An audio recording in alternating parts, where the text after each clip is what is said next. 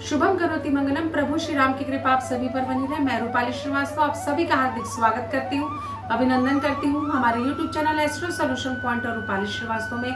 आज आपको मैं बताने वाली हूँ कि नवरात्रि के 9 दिनों तक हमें क्या क्या करना चाहिए। वो तो मैंने आपको बताया ही है अपने पिछले वीडियो में।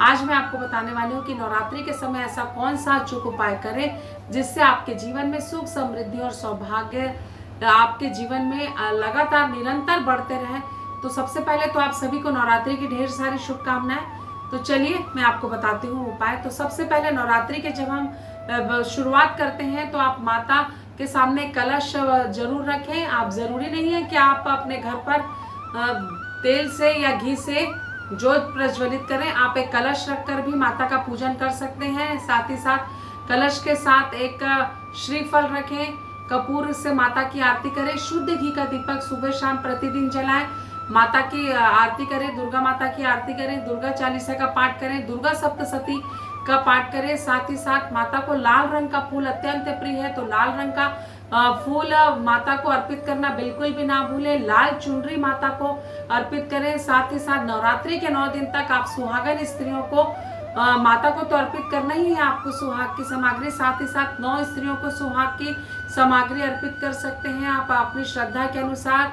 साथ ही साथ एक लाल चुनरी में मेवा भरकर आप माँ को अर्पित करें। साथ ही साथ उस मेवे का सेवन आप स्वयं करें। और अगर आप संतान सुख से वंचित हैं तो आप नवरात्रि के 5वें दिन 9 सुहाग की सामग्री आप माता स्कंद माता को अर्पित करें। और उसके बाद इन सामग्रियों को किसी भी सुहागिन जिनकी संतानें हैं उनको बांट दें और उनसे आशीर्वाद लें संतान प्राप्ति का।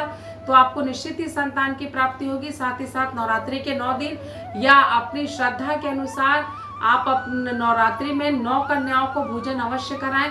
9 कुंवारी कन्याओं को आप खीर भी खिला सकते हैं। खीर, पूड़ी और हलवे का उन्हें माता को भोग अर्पित करने के बाद उन्हें भोग अर्पित करें, क्योंकि 9 कन्या 9 देवियों का स्वरूप होती हैं।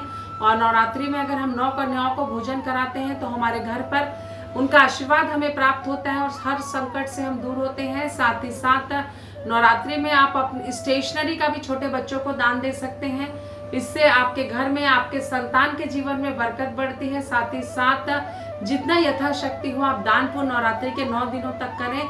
शुद्ध सात्विक रहे, किसी के हित के बारे में ना सोचें। आप देखेंगे कि आप अपनी पूरी श्रद्धा और विश्वास के साथ अगर माँ दुर्गा का भजन कीर्तन करते हैं तो भी आपको माँ आशीर्वाद देती है, क्योंकि माँ भजन कीर्तन से अत्यंत प्रसन्न होती है।